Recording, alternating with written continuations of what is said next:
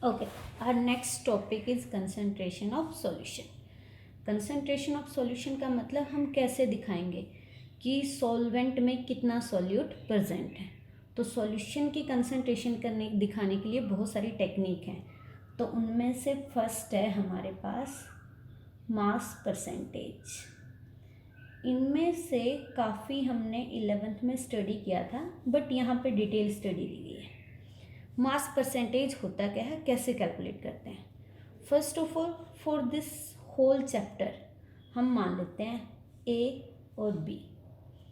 ए को मैंने क्या कंसिडर कर लिया है, सॉल्वेंट, और बी को मैंने क्या कंसिडर कर लिया है, solute. In the whole chapter for the standard we taken A as a solvent and B as a solute. तो मान लिया मैं पहले मुझे निकालनी है मास परसेंटेज ऑफ सॉल्यूट। क्या निकालेंगे, मास परसेंटेज ऑफ सॉल्यूट। कैसे निकालोगे, ओके मैंने मान लिया सॉल्वेंट का मास है स्मॉल एम ए, सॉल्यूट का मास क्या है, स्मॉल एम बी।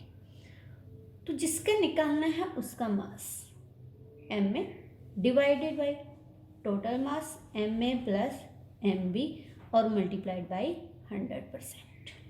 या जनरल में आप लिख सकते हो mass of solute divided by total mass of solution, क्योंकि नीचे हमने सॉल्यूट और सॉल्वेंट को ऐड किया है।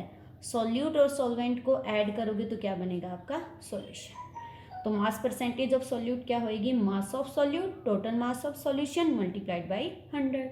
सेम टाइप से हम निकाल सकते हैं mass percentage of solution solvent. अब देखो निकालनी किसकी है, सॉल्वेंट की। जिसकी निकालनी है उसका mass divided by total mass multiplied by 100। कोई प्रॉब्लम है, जिससे मास परसेंटेज ऑफ सॉल्यूट निकालनी है तो सॉल्यूट का mass total mass multiplied by 100%। Mass percentage of solvent निकालनी है, सॉल्वेंट का mass total mass multiplied by 100। Same formula रहेगा आपका। नेक्स्ट पूछते हैं यूनिट ऑफ मास परसेंटेज। कि किसी भी चीज़ की मास परसेंटेज निकाल रहे हो, चाहे सॉल्यूट की निकाल रहे हो, सॉल्वेंट की निकाल रहे हो, किसी भी निकाल रहे हो, तो मास परसेंटेज कैसी क्वांटिटी है आपकी, यूनिटलेस। कैसी क्वांटिटी है, यूनिटलेस, क्योंकि मास डिवाइडेड बाय मास। अगर ये ग्राम में है तो ये भी ग्राम में, ग्राम से ग्राम क्या हो जाएगा, कट। इसलिए कैसी क्वांटिटी है, यूनिटलेस। फर्स्ट सेकंड पूछते हैं कि अगर आप मास परसेंटेज है उसके ऊपर टेम्परेचर का इफेक्ट क्या होएगा।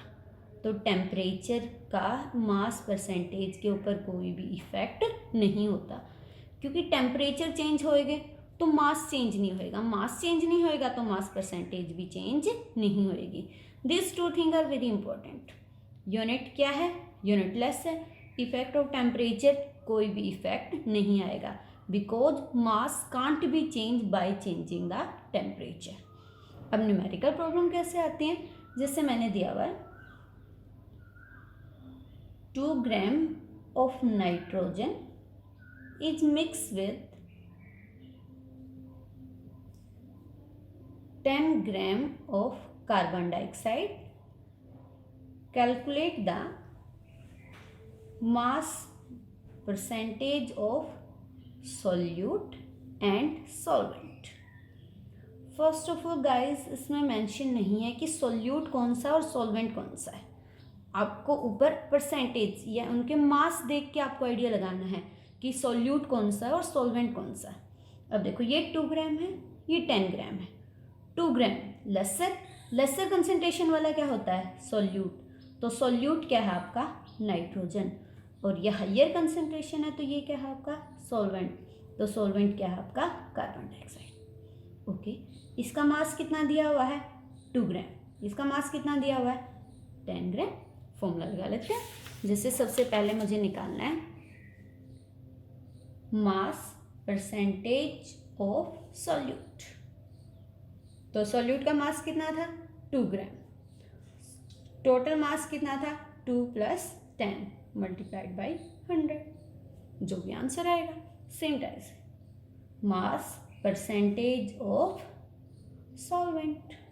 सॉल्वेंट का मास कितना दिया हुआ है 10 divided by total multiplied by 100। यहाँ से आंसर निकल जाएगा। तो किसी मास परसेंटेज निकाल सकते हो। Actually this is easy numerical, आपको दोनों का क्या दिया हुआ है मास। अनदर न्यूमेरिकल कैसे पूछ सकते हैं आपसे, जैसे आपको दे रखा है 10% m/m solution of NaCl in water, calculate the mass percentage of solute। ये दिया 10% m/m, m/m का मतलब है मास बाई मास। अब कैसे डिवाइड करोगे 10 को? अब मुझे पता है कि जो सॉल्यूशन है सोल्यूट और सॉल्वेंट दोनों को ऐड करोगे तो दोनों के ऐड करने से क्या बनता है सॉल्यूशन। परसेंटेज में दिया हुआ तो टोटल सॉल्यूशन कितना होना चाहिए 100। सॉल्यूशन कितना होना चाहिए आपका 100। अब ये मास है तो सोल्यूट का भी मास आएगा ग्राम में आएगा और सॉल्वेंट का भी क्या आएगा मास, इसका मतलब वो भी किस में आएगा ग्राम में। तो यहाँ से प्रूव है कि दोनों चीज़ें किस में आएंगी ग्राम में।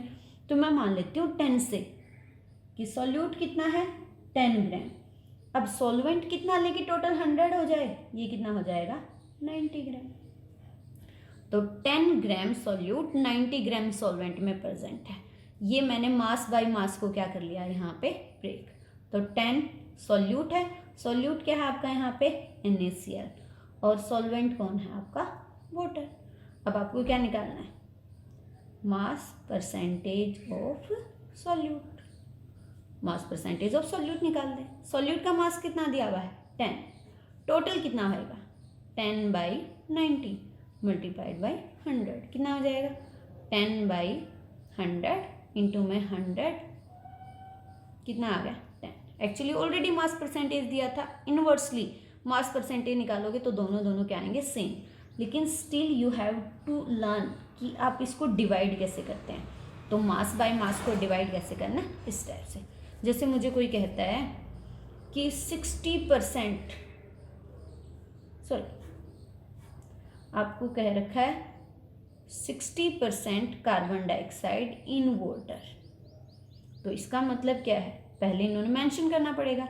सपोज ये मास बाय मास दिया है, इसका मतलब 60 ग्राम कार्बन डाइऑक्साइड किस में प्रेजेंट है 40 ग्राम ऑफ वाटर, ताकि दोनों मिलके टोटल कितना हो जाए 100। तो ये क्या है मास परसेंटेज का कंसेप्ट है कि मास परसेंटेज आउट ऑफ 100 निकलती है। तो अगर किसी के परसेंटेज दी हुई है तो पहले वाला सोल्यूट होएगा, सेकंड वाला क्या होएगा सॉल्वेंट, और दोनों मिलके कितने होंगे आपके 100।